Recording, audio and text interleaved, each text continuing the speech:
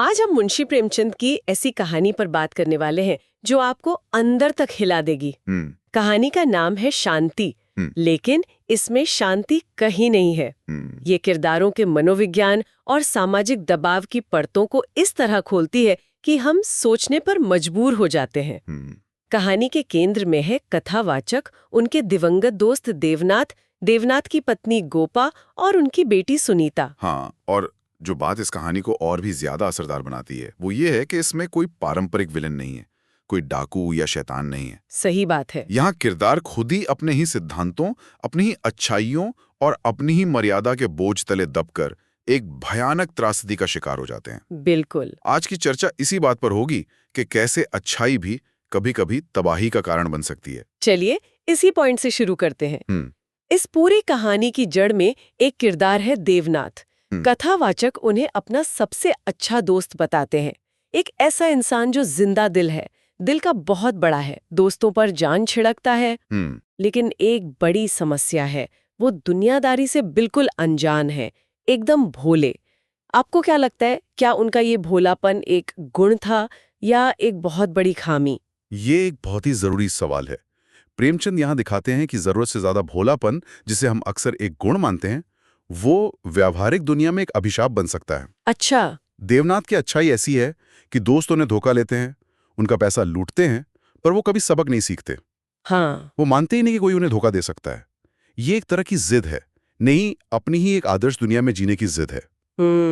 और इसकी कीमत उनका परिवार चुकाता है। बिल्कुल। और उनकी पत्नी गोपा भी कुछ वैसी ही है। कहानी बताती है कि उनमें वो दुनियादारी वाली चालाकी नहीं है जो ऐसे उड़ाऊपति पर लगाम लगा सके, वो भी सीधी सादी हैं। तो यहाँ एक ऐसा जोड़ा है जो दिल का बहुत अच्छा है, पर शायद घर चलाने के लिए नाकाबिल है। हाँ। और इसी नाकाबिलियत का नतीजा हम तब देखते हैं जब 40 साल से भी कम उम्र में देवनाथ की अचानक मौत हो जाती है। जब कथावाचक दिल्ली पहुंचते हैं तो घर का जो हाल वो देखते हैं वो दिल दहलाने वाला था। कुछ भी नहीं बचा था। कुछ भी नहीं। घर में बर्तन और एक मकान को छोड़कर एक फूटी कौड़ी तक नहीं बची थी। सारी दौलत दोस्तों पर लुटाई जा चुकी थी। बिल्कुल। पीछे रह गई बेसहारा गोपा और उनकी जवान बेटी सुनीता। इस मुश्किल घड़ी में देवनाथ के दोस्तों ने मदद करने की कोशिश की। कुछ ने पैसे जमा करने का प्रस्ताव रखा, कुछ विदुर दोस्तों ने तो शादी तक का प्रस्ताव दे डाला। लेकिन गोपा ने हर तरह की मदद से साफ इनकार कर दिया। यहीं से गोपा का स्वाभिमान सामने आता है। और ये स्वाभिमान समझने लायक है। सोचिए, एक महिला जिसने कभी घर से बाहर कदम नहीं रखा, अचानक बेसहारा हो गई। हाँ, उसके पास क्या बचा था? सिर्फ अपनी इज्जत, अपना आत्मसम्मान। सही बात है। किसी की दया या भीख लेना शायद उन्हें अपनी पहचान खोने जैसा लगा होगा। इसलिए उन्होंने एक मुश्किल रास्ता चुना। मकान का एक हिस्सा किराए पर उठाकर महीने के 50 रुपए में गुजारा करने का फैसला किया। ये एक कोशिश थी अपने पैरों पर खड़े रहने की, चाहे हालात कितने भी खराब क्यों ना हो। लेकिन ये रास्ता भी आसान नहीं था। कथावाचक काम के सिलसिले में 2 साल के लिए विदेश चले जाते हैं। जब वो लौटते हैं तो देवनाथ का घर देखकर उनका दिल बैठ जाता है। बिल्कुल। जहां कभी महफिलें जमती थीं, वहां अब मौत जैसा सन्नाटा था। और गोपा 35 की उम्र में वो 50 की लग रही थीं। चेहरे पे झुर्रियां, बालों में सफेदी। जिंदगी ने उन्हें पूरी तरह तोड़ दिया था। और जो बात इस स्थिति को और भी दर्दनाक बनाती है वो है गोपा का अपनी असलियत छुपाना। हाँ। जब कथावाचक पूछते हैं कि क्या बात है, तो वो अपनी गरीबी जाहिर नहीं करती। बाद में पता चलता है कि जिस किराएदार के भरोसे वो थीं, वो तो कुछ ही महीने में चला गया था। घर का खर्च बचे खुचे गहने बेचकर चल रहा था। और फिर असली झटका लगता है। पता चलता है कि जिस मकान के सहारे वो जी रही थीं, वो मकान तो पहले से ही 20,000 रुपए में गिरवी रखा हुआ था। ये सबसे बड़ा झटका था। मुझे एक बात समझ नहीं आई, उन्होंने अपने इतने करीबी दोस्त कथावाचक को भी ये बात क्यों नहीं बताई? ये कैसा स्वाभिमान है जो आपको पूरी तरह बर्बाद होने दे रहा है? मुझे लगता है कि वो इसे स्वाभिमान से ज्यादा अपने पति की इज्जत से जोड़कर देख रही थी। अच्छा। ये बताना कि देवनाथ अपने पीछे गिरवी रखा हुआ मकान छोड़ गए हैं, शायद उन्हें देवनाथ का अपमान करने जैसा लगा होगा। वो मरते दम तक ये भ्रम बनाए रखना चाहती थी कि उनके पति एक इज्जतदार और अमीर आदमी थे। मतलब उनका स्वाभिमान अब सिर्फ उनका नहीं था, वो अपने पति की विरासत का बोझ भी उठा रही थी। एग्जैक्टली। अब गोपा की जिंदगी में बस एक ही मकसद बचा था, बेटी सुनीता की शादी। और यहाँ भी उनकी सोच जमीनी हकीकत से कोसों दूर थी।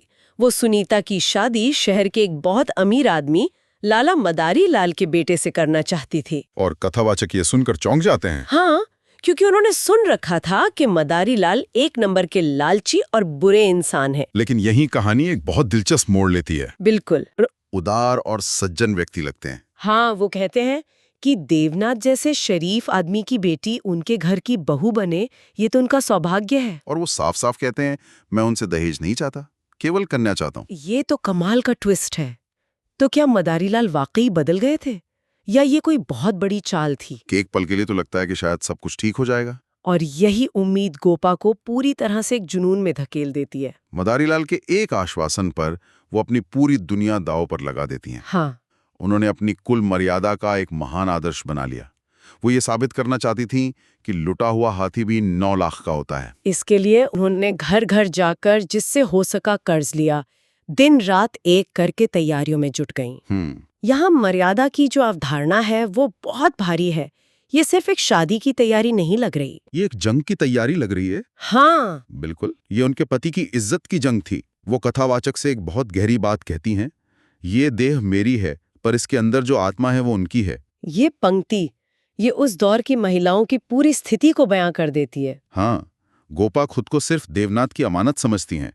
वो जो कुछ भी कर रही हैं वो अपने लिए नहीं, बल्कि देवनाथ की आत्मा के निर्देश पर कर रही हैं। सामाजिक प्रतिष्ठा बनाए रखना उनके लिए जीने मरने का सवाल बन गया था। और ये जो झूठी शान के नाम पर खुद को तबाह करने का विषय है, यह प्रेमचंद की कई कहानियों में बार बार आता है। सही बात है। प्रेमचंद समाज के इसी खोखलेपन पर चोट करते थे। तो गोपा ने अपनी बेटी की शानदार शादी के लिए सब कुछ दांव पर लगा दिया, ये सोचकर कि अब उनकी सारी मुश्किलें खत्म हो जाएंगी। शादी हो भी जाती है, लेकिन किस्मत को कुछ और ही मंजूर था। जब कथावाचक कुछ महीने बाद सर्दियों में दिल्ली लौटे तो उन्हें एक ऐसी हकीकत का सामना करना पड़ा जो पहले से भी ज्यादा भयानक थी। एक आवारा और चरित्रहीन युवक है। वो आधी आधी रात तक घर से बाहर रहता था। गोपा कहती हैं, मेरी सुन्नी तो कुएं में गिर गई। उनकी सारी मेहनत, सारा कर्ज, सारी उम्मीदें सब एक पल में मिट्टी में मिल गए। लेकिन जो बात मुझे सबसे ज्यादा चौंकाती है वो है सुनीता का रिएक्शन। वो अपनी माँ की तरह चुपचाप सब कुछ सहने वाली नहीं थी। नहीं, दोनों पति पत्नी में बोलचाल तक बंद थी। हाँ, क्योंकि सुनीता अपने पिता देवनाथ की तरह सिद्धांतों पर चलने वाली लड़की थी। प्रेमचंद यहाँ 2 पीढ़ियों का टकराव दिखा रहे हैं। अच्छा। एक पीढ़ी है गोपा की, जो हालात से समझौता करती है, सहती है, और दूसरी पीढ़ी है सुनीता की, जो बराबरी का हक मांगती है। बिल्कुल। गोपा खुद कहती हैं, वो अगर आत्मसमर्पण करती है तो आत्मसमर्पण चाहती भी है, वो एक तरफा रिश्ता नहीं चाहती। उसके लिए सम्मान और वफादारी सबसे जरूरी है। हाँ, और जब उसे वो नहीं मिलता तो वो बगावत कर देती है। कथावाचक इस गुत्थी को सुलझाने के लिए लाला मदारी लाल और केदारनाथ से मिलने जाते हैं। और वहां जो होता है वो और भी हैरान करने वाला है। केदार का व्यवहार कथावाचक के साथ इतना अच्छा और विनम्र होता है कि कोई सोच भी नहीं सकता कि वो ऐसा इंसान होगा। वो झुककर पैर छूता है, चाय नाश्ता लाता है। हाँ, ये दोहरे चरित्र का एक क्लासिक उदाहरण है। समाज के सामने शरीफ और घर के अंदर जालिम। और जब केदार चला जाता है तो मदारी लाल इस पूरी स्थिति का दोष अपनी बहू यानी सुनीता पर डाल देते हैं। सही बात। वो कहते हैं कि सुनीता हठीली और आदर्शवादी लड़की है, उसे समझौता करना नहीं आता। उनका एक वाक्य पूरी स्थिति को साफ कर देता है, लोहा लोहे से लड़ गया। मतलब उनके हिसाब से उनका बेटा तो मनचला है ही, लड़की को ही झुकना चाहिए था। ये मानसिकता तो आज भी हमारे समाज में बहुत गहरी है। बिल्कुल, वो मानते हैं कि औरतों को सुशील और जिम्मेदार होना चाहिए, और अगर वो अपने हक की बात करती हैं तो वो हठीली हैं। तभी सुनीता भी वहां आ जाती है। हाँ, और कथावाचक के सामने वो जो कहती है वो उसके चरित्र का सार है। हाँ, वो साफ साफ कहती है, मैं व्रत के बदले में व्रत चाहती हूँ। इस विषय में किसी तरह का समझौता करना मेरे लिए असंभव है। नतीजे की मैं परवाह नहीं करती। ये उसका अटूट स्वाभिमान है। वो अपमान की जिंदगी जीने से इनकार कर देती है। वो टूटने को तैयार है पर झुकने को नहीं। और यहीं से कहानी अपने सबसे दुखद मोड़ की तरफ बढ़ती है। कुछ महीने बाद कथावाचक को गोपा का तार मिलता है। तुरंत आओ, जरूरी काम है। वो भागकर दिल्ली पहुंचते हैं। पता चलता है कि केदार एक एक्ट्रेस के साथ भाग गया है और सुनीता से कह गया है कि जब तक तुम इस घर में रहोगी मैं वापस नहीं आऊंगा। घर के सभी लोग सुनीता के दुश्मन बने हुए हैं, पर वो वहां से हटने का नाम नहीं ले रही। सोचिए उस लड़की की हालत, उसका पति उसे छोड़कर चला गया, ससुराल वाले उसे ताने मार रहे हैं, और उसके पास जाने के लिए कोई जगह भी नहीं है। उसका मायका पहले ही बर्बाद हो चुका था। उसके लिए ये एक बंद गली थी। कथावाचक उसे समझाने के लिए तुरंत मदारी लाल के घर की ओर भागते हैं, लेकिन वहां पहुंचकर जो दृश्य वो देखते हैं उससे उनके पैरों तले जमीन खिसक जाती है। घर में कोहराम मचा हुआ था और आंगन में सुनीता की अर्थी सज रही थी। ये पढ़ते हुए एक पल के लिए सब कुछ ठहर सा जाता है। एक लड़की जिसने सिर्फ सम्मान मांगा, उसे आखिर में मौत को गले लगाना पड़ा। उसने यमुना में डूबकर आत्महत्या कर ली थी। कहानी में एक छोटी सी डिटेल है कि जैसे ही केदार घर छोड़कर गया था, सुनीता ने अपनी चूड़ियां तोड़ दी थी और मांग का सिंदूर पोंछ डाला था। अच्छा, उसने अपने मन में उस रिश्ते को उसी पल खत्म कर दिया था। उसका स्वाभिमान इतना गहरा था कि अपमान का जीवन जीने से बेहतर उसने मृत्यु को चुना। उसके लिए सम्मान के बिना जीवन का कोई मतलब नहीं था। और अब कहानी का वो हिस्सा आता है जो शायद सबसे ज्यादा चौंकाने वाला और परेशान करने वाला है। बिल्कुल। कथावाचक जब सुनीता का अंतिम संस्कार करके लौटते हैं तो वो इस डर से कांप रहे होते हैं कि गोपा ये खबर सुनकर जिंदा नहीं बचेंगी। जाहिर सी बात है, सुनीता ही तो उसकी जिंदगी का एकमात्र सहारा थी। वो डरते डरते घर पहुंचते हैं और दरवाजा खटखटाते हैं। और दरवाजा खुलता है। गोपा लालटेन लेकर बाहर निकलती हैं और कथावाचक देखते हैं कि वो बिल्कुल शांत हैं। हाँ, उनके चेहरे पर आंसू का एक कतरा भी नहीं है। ये कैसे मुमकिन है? एक माँ जिसकी इकलौती बेटी ने आत्महत्या कर ली हो, वो इतनी शांत कैसे हो सकती है? यही सवाल है। गोपा का अंतिम संवाद इस कहानी का सार है और शायद सबसे ज्यादा परेशान करने वाला भी। वो कथावाचक से कहती हैं, मुझे तो सुनीता की मौत से प्रसन्नता हुई। ये सुन के रोंगटे खड़े हो जाते हैं। वो आगे कहती हैं, दुखिया अपनी मान मर्यादा लिए संसार से विदा हो गई। उसने अपनी आन निभा दी। ये तो समझ से परे है। क्या ये अपार दुख से उपजा एक मनोवैज्ञानिक बचाव था, एक शौक की अवस्था थी, या वो सच में ऐसा मानती थीं? मुझे लगता है ये दोनों का मिला जुला रूप है। वो अपनी बेटी की मौत को शहादत के गौरव के रूप में देख रही हैं। उनका मानना है कि जब जीवन में प्यार और सम्मान न मिले तो उसका अंत हो जाना ही बेहतर है। वो कहती हैं, बहादुर बेटे की माँ उसकी वीर गति पर प्रसन्न होती है। सुन्नी की मौत में क्या कुछ कम गौरव है? मैं आंसू बहाकर उस गौरव का अनादर पैसे करूं?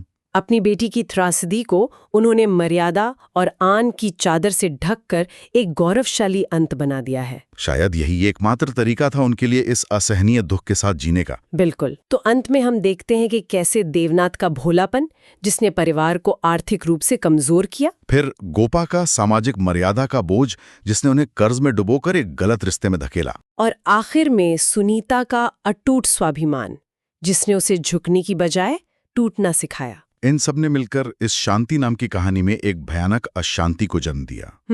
ये कहानी अपने पीछे कुछ बहुत गहरे सवाल छोड़ जाती है। क्या स्वाभिमान जीवन से ज्यादा कीमती हो सकता है? क्या सामाजिक मर्यादा के नाम पर अपनी और अपनों की जिंदगी तबाह कर देना सही है? और गोपा की अंतिम प्रतिक्रिया, क्या वो सचमुच अपने सिद्धांतों पर एक दृढ़ विश्वास का प्रतीक थी, या फिर एक माँ की हार का सबसे दुखद रूप? और हम श्रोताओं के लिए एक अंतिम विचार छोड़कर जाना चाहेंगे।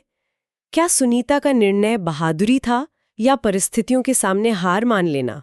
और एक माँ के लिए अपनी बेटी की मृत्यु में गौरव खोजना मानवीय भावनाओं की किस जटिल और अकल्पनीय परत को उजागर करता है?